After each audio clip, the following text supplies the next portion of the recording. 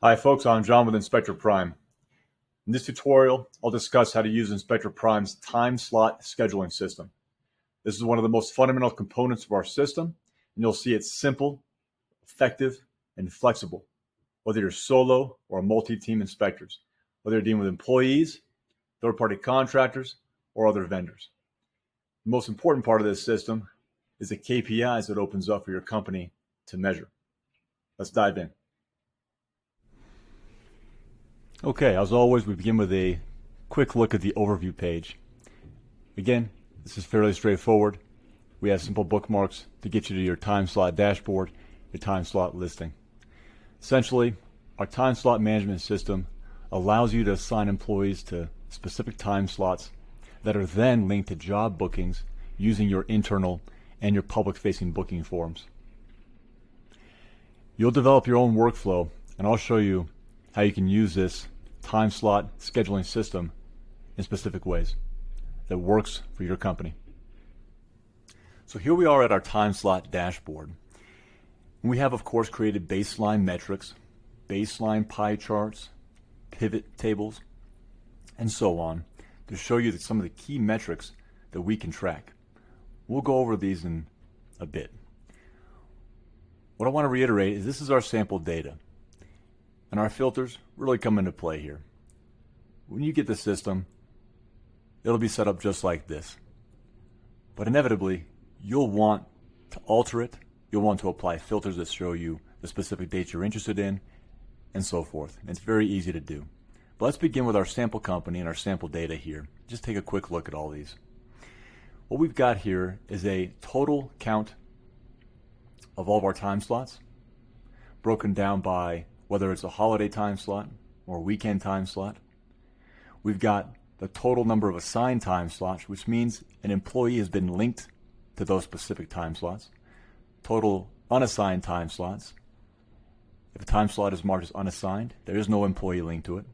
And of course, we've got our not public time slots, those that are hidden from our booking forms. Public time slots, those that are visible to our public and internal booking forms. And those time slots, more importantly, that are used, those that have actually been assigned to a job, they've been booked. We're getting revenue from those. And those that have gone unused, those that have not had a job assigned to it for whatever reason. Now let's go down to our pie charts here and take a look at some of these. We'll see they're fairly simple, fairly straightforward. If they're public, if they're not public, the time slot day distribution, so you can evaluate how you're distributing time slots amongst the days of the week. And we can see our company really doesn't work on weekends. We've got time slots utilization, whether they've been used or unused. You can see those key metrics there. You can click into it. The reason they went unused. So if a time slot goes unused, you can mark why. Whether it was simply not booked, you didn't get a job for it. Whether it was somebody was on leave, somebody got sick, couldn't fill it, somebody was in training, or whether or not they were canceled. We can also see the time slot distribution between weekdays and weekends. And again, our sample company doesn't work weekends very often. We can also see time slot utilization by employee. So remember, time slots can be assigned to employees. You can do that before the job is even booked, or you can do it afterwards. Depends on what your workflow is going to be. Well, we can see Dick Grayson and Sam Wilson are two sample employees, and they've got a fairly even split here. You can also see these pivot charts can come in handy, where you've got time slots by employee and status, and this simply counts them up for you and allows you to take a look into them as well.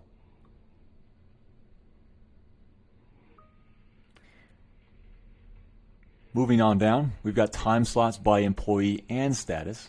So our employees are marked over here, and these rows, while these columns show the total revenue,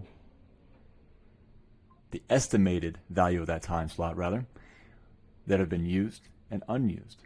And we'll get into more of those fields, more of that data in a bit. But you can see how this is useful in breaking up your KPIs and seeing what your employees are doing, what time slots are assigned, what the estimated value of those time slots are. When we go down here, we can see the estimated time slots by employee and status as well. So what this gives you is a look at, hey, what time slots was Dick assigned to, but we're not booked. And for those unused time slots, we've assigned what we think is an estimated value of that time slot. Maybe that's based on the average gross revenue you bring in for an inspection. In our case, it's around $649. And so add up all those unbooked or not booked time slots, and for Dick Grayson, you've got a potential revenue of $42,185. And we see the same for Sam Wilson. Well, Sam also took some leave, and that perhaps cost $7,000 in potential gross revenue based on the estimated value of the time slots. And same for the sick leave and training and for cancellation. So you can track at a granular level why a particular time slot wasn't booked and how much potential revenue that cost you. And of course, you can break it down by days of the week as well. And you can evaluate, hey, what's our busiest days? What's our most valuable days? Where do we need some work in getting those days booked, if you see a need to do that. And of course, we see that this pivot table is based on estimated value. We've also got in our system an automatic way to draw in from the job system our actual value for that time slot. So we estimated the value of our Friday time slots to be a total of $63,602. Well, our used time slots was $59,444. But keep in mind, this is the actual value. You're not going to have actual values for unused time slots because they weren't unused. So really what we're taking a look at is, hey, we estimated for our used time slots a value of $40,887. What we got out of those time slots was actually $59,444, a much higher average value than we expected, about $20,000 more. So perhaps in the future we adjust our estimated value of our time slots to better match what we're actually getting, and then you can continue to track performance from there. And we can see that across the week. You can see we actually outperformed what our estimated average value would be for used time slots by about $82,000. Now down here is a simple dashboard showing the difference between your estimated and actual values for unused and used time slots. So what you've got here is estimates right here and here for your average and total estimated unused time slot values. Again, this is a number you put in the time slots to estimate what you think the value is going to be based on historical data. The average estimated used time slot value and the total estimated used time slot value. These metrics show what your average and total estimated used time slots values for just those time slots that were used. It does not include unused time slots. Okay. Now we've got our average estimated time slot value for all used and unused slots. And the most important metric down here is what your actual used time slot value was and what your total actual used time slot value brought in. This is essentially your gross revenue and your average gross revenue per time slot. You can see we're grossly underestimating for the sample company what our average service will bring in. So we can use these metrics to really inform our pricing, our performance. We can use it to inform employee utilization, weekday utilization, and so on and so forth. In the next part of this tutorial, we'll go a bit more in depth into the records themselves and how the time slot record details are filled out and how they're linked to jobs and what that means for you. Now for the time slot listing. This is the intended view to view and manage all individual time slots. You can see it's grouped by year and grouped by month. So you can collapse them. You can give you total time slots for that year, total time slots for the months, and get a quick view of what the current month looks like for you and your team. Let's go through the details of a time slot record. We don't show all the fields here, but we'll go over these and we'll open up an individual record and go through the additional details. We have our time slot date and time start, time slot date and time end, the duration, which is in hours, which is automatically computed with these two date fields, whether or not the time slot has been used or unused. If it goes unused and it's in the past, then you can mark the reason it went unused. And of course, you can add additional options to this if you like. We have the time slot date, which is automatically grabbed from the time slot start date and time field. And of course, the time slot type, which indicates whether the time slot is a weekday or a weekend. These can inform, as a matter of fact, all of these fields can inform your automations, which creates additional service fees depending on what your workflow is for your company, whether you charge premiums for specific days of the week or holidays or per employee, for example. Now we've got whether or not the time slot was public or not. And this is an extremely simple and efficient system. You can do this on your phone, on a tablet, any web browser, your desktop, laptop, you name it. This allows you to very quickly manage your time slots for your entire company. Simply mark it public or deselect it from the public view, and it will remove that time slot from your internal and public facing booking forms.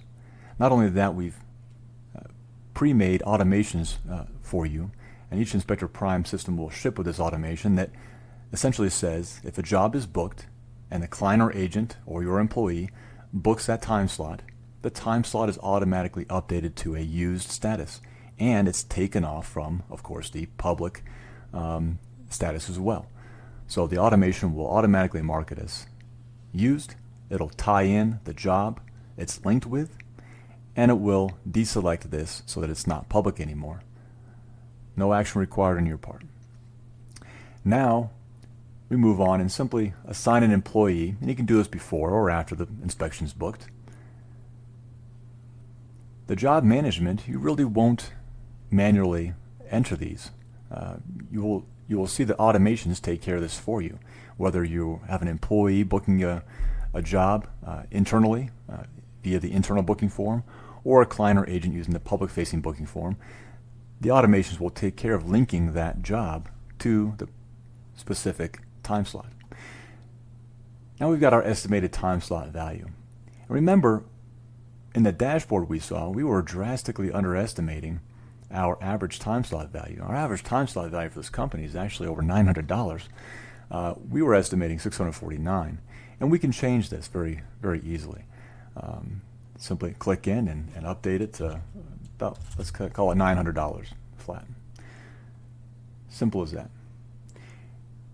We can see this is actually a commercial job. When we click into it, we'll be able to click into the job management record and see that this is a commercial job that we estimated a time slot for, a value for. And we can see the actual time slot value, which you will never manually enter in this view. It'll automatically get pulled from your job management system. It actually shows you the actual time slot value. So now you can take a look at all of your used time slots and see what you estimated versus what the actual time slot value was. All right. And the system automatically grabs the time slot week of the year, month, quarter, and of course the year. And this allows for more granular booking. We'll take a look at that in the grid view. Before we go to other views, let's just dive in to a record detail here. And this is your time slot profile. Now we envision this to work something like this. You've got your system set up, your employee profiles are set up, you've got their weekly schedules, you know when they work, what their availability is. Now you can create time slots and you can plan for the capacity you wish to operate at. So don't plan just for what you've done in the past. Plan for the capacity, the number of inspections you'd like to fill, you'd like to complete in a week or a month. And you'll be able to use these metrics to really evaluate your utilization rates for your employees, for your time slots, for every day of the week, for weekends and holidays, and so on and so forth. You'll really be able to dig into the KPIs for your company. So when you get this, make sure you create time slots that aim for a specific capacity, not for what you've done in the past. So if your aim is to have each employee conduct 2 inspections a day, well, plan for that and create time slots for them, 2 a day, based on their availability. And then you can evaluate based on our status and our reason unused fields. You can evaluate whether or not you're meeting that capacity desires, or whether you have a requirement to evaluate how you're filling each time slot and where you can improve your booking rate at. Okay, so we can see in this detailed profile that we can assign an employee to the time slot. We can, of course, update the status.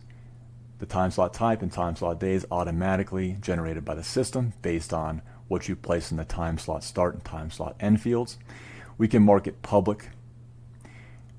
We can mark it as a holiday. This is not automatic because holidays are different for each company. So you'll need to evaluate and decide which days are holidays and simply mark this yes or no.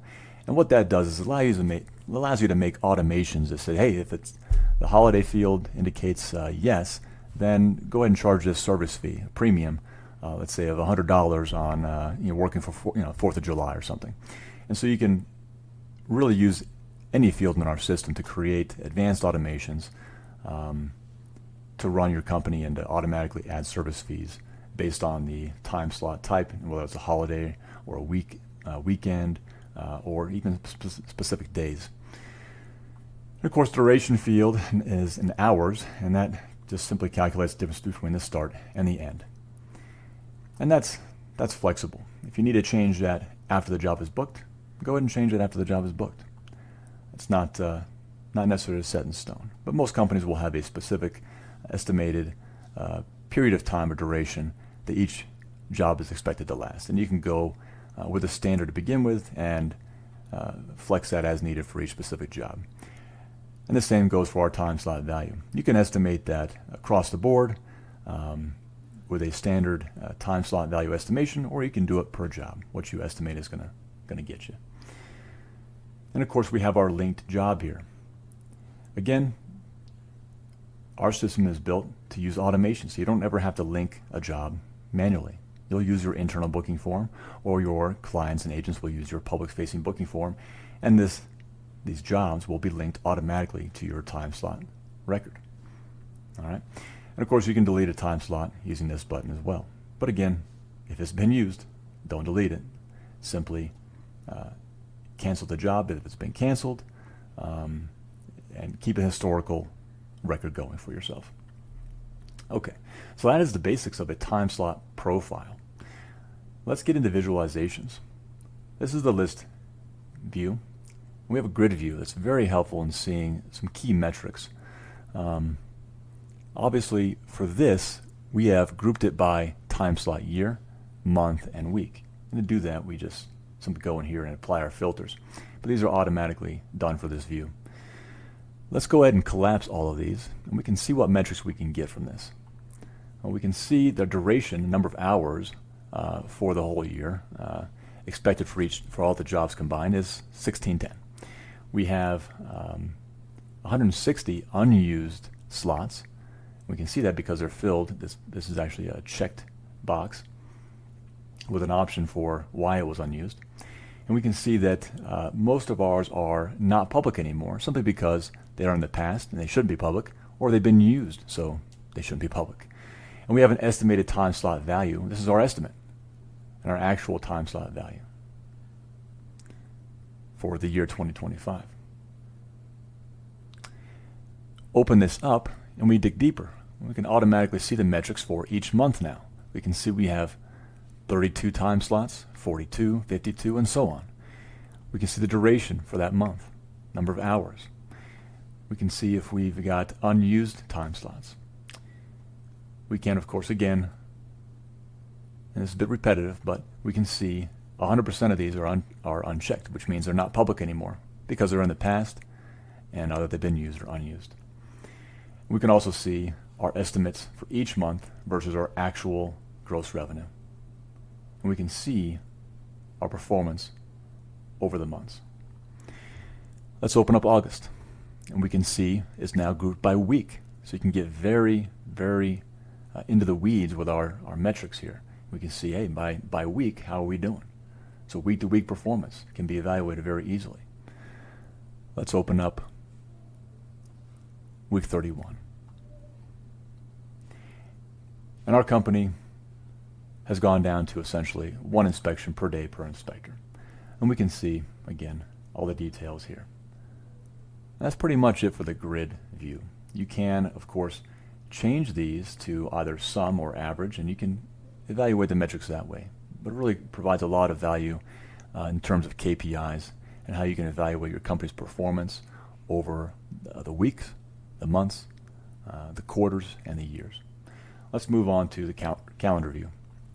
And quite frankly, this is simple. We won't spend too much time on this.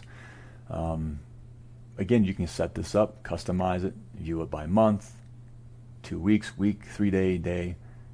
Whether you work weekends or not, you can show or hide the weekends, and so on and so forth. And you can, of course, click into these and view each as you see fit.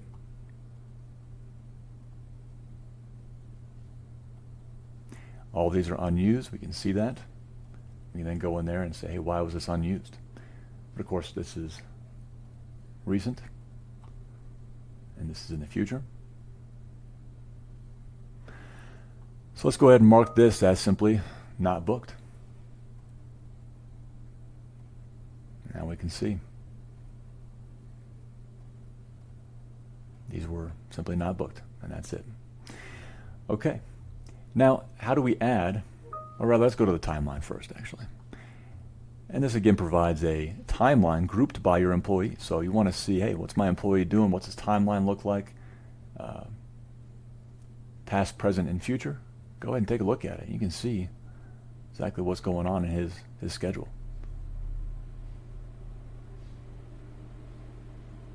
You can see he used to work a few inspections a day, a few jobs a day. And these guys have since scaled down to 1 inspection per day each.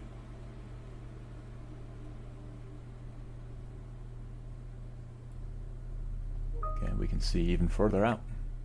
1 month, 1 quarter, even a year if we wanted to.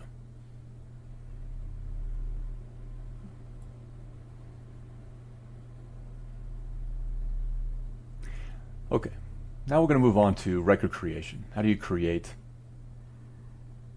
a new time slot? Okay, well, the best thing to do is to use a template again. You can, of course, use our form, and that's a very easy way to do it as well, where you can input all of the essential data and simply hit submit, and it'll pop up in your system. But let's say I've got standard time slots I want for each of my inspectors. For these guys, we typically do an 11 to 2. This is a commercial inspection right here, so it's a little bit of a longer inspection timeline. But we typically do 1 per day and 11 a.m. to 2 p.m. Okay, 3 hours inspections, not including your report writing at the end if you need more time for that. So if we're looking to duplicate and create time slots for Dick, and they've already been created, we can simply right-click and duplicate the time slot. Change that date to, let's say, the 18th. Change both of them. And there you go. Now we see it at the pop-up right here. A word of caution when duplicating, don't duplicate a record that's been used, because it will automatically link the job to it. Remember, it duplicates the entire record, so don't duplicate a job that's been used. Simply duplicate an unused slot if it's available. If not, add a new time slot to the form, or add a new time slot here. And we can see, let's make one for the 9th. 11 a.m.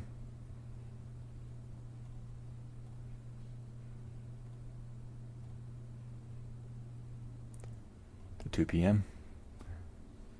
Unused because it hasn't been linked yet. Not a holiday. It's a Tuesday, a weekday. Good, and this is for Dick Grayson. And no job, of course, because it hasn't been assigned. And we have our standard default estimated time slot value that automatically populates itself right here. And again, we may need to update that. So how do we do that? How do we update this so that it defaults to a value you know is closer to what your actual time slot value is? We go into the creator mode. We edit our pages. We click on our estimated time slot value field. We edit that field. We can see our default field right here says $649. Well, it's more closer to $900. Let's save that. And let's add one more let's publish that change. And that simply updates our interface, so that's the public facing interface now. And we have it here. Let's add a new time slot for the 20th for Dick Grayson as well, using the form. We do want that public, not a holiday. It's for the 20th. Our typical time, 11 a.m. to 2 p.m. And this is for Dick Grayson. We don't add a job here because it hasn't been linked to one. And we can see automatically our estimated time slot value is $900. Let's go ahead and submit that. There it is right there. Just right there. And don't forget to make any future time slots public unless they're being held for some reason. And there we go. That is the time slot listing.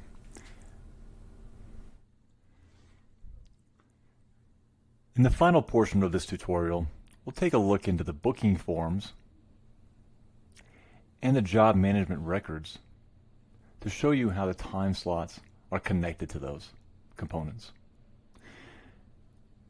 Let's begin with the internal booking form. You navigate to the Job and Service Management interface. We see the internal booking form here. There's not any helper text except for this text up here for this internal booking form. That's intended to keep it clean, straightforward for you and your employees.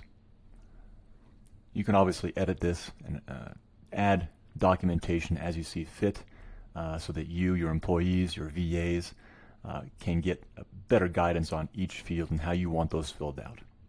It's up to you.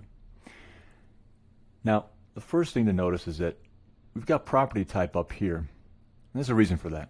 Our system handles both commercial inspections and standard residential inspections.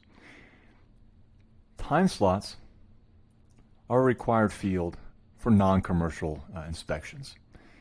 And you'll see why we do that in a moment. Let's just show you. We've got a requested service time right here.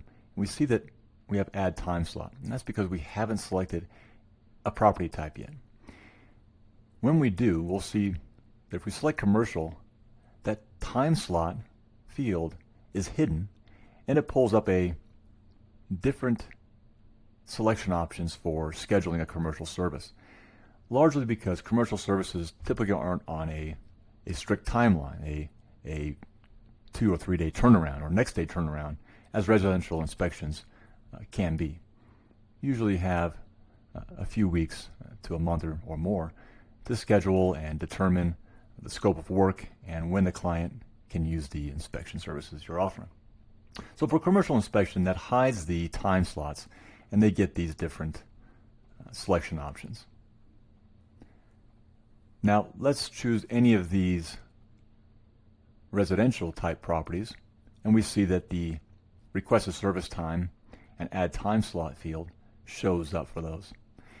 And this is what your employees, and this is similar to what your clients and agents will see in the public booking form, will be able to add a time slot. And of course, you see all the available time slots, beginning with the earliest available time slot and working your way out.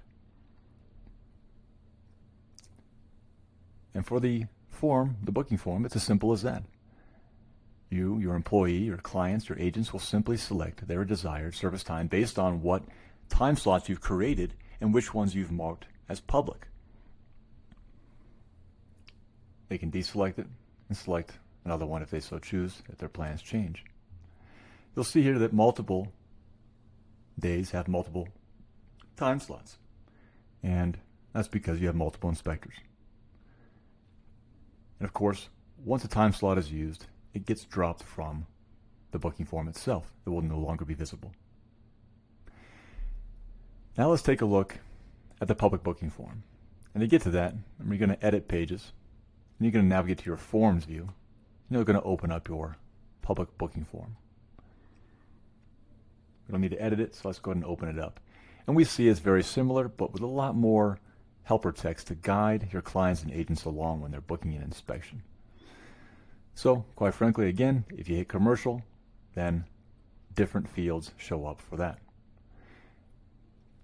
If you hit a residential type property, the time slots will show up for that as well. And we can see here that our system shows the time slots that are in the future and that are public and that are not currently in use. And they continue on with the form, and once they submit it, your automations will run in the background, connecting this job to that particular time slot that was selected. Now let's go ahead and open the job management interface and show you how those records are linked. Actually, we'll begin with a time slot listing record, and we'll open that record and we'll simply click on a job that's used. We'll click into the job record itself. Now this opens a job record, and there's a lot to see here, and we'll go through this in future tutorials, as it's one of the most important components of InspectorPrime Office. But you can see here that the time slot has been selected as August 14th, 2025 at 9 a.m. We can also see that that automatically pulls in from the time slot record the start and date time, the start date and time, and the end date and time. You don't need to update that at all. We can also see that the employee/vendor assigned to this time slot is Dick Grayson, and that is taken from your time slot record itself as well. Watch what happens when I remove this linked record from the time slot profile. It automatically updates here. Let's reselect Dick Grayson, and it pulls up here. And that's how your time slot records are linked to your job management records. There's much more involved in this, and we'll get into the details in future tutorials, especially when it comes to automations and how this streamlines your workflow and allows you to do advanced automations for your company. That concludes this tutorial. Thanks for joining me.